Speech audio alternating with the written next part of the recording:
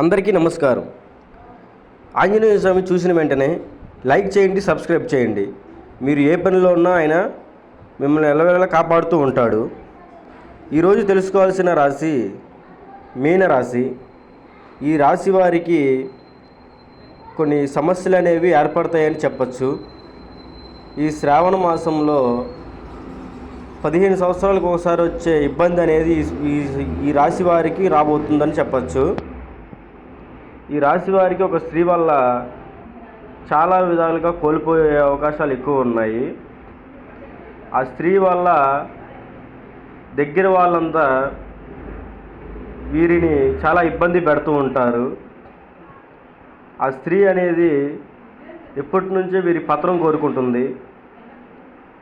అన్ని వేళలా వీళ్ళకి ఆంజనేయ స్వామి రక్షగా ఉంటాడని కోరుకుంటున్నాను. జ్యోతిష్కం చెప్పబడును, గుప్త నిధులు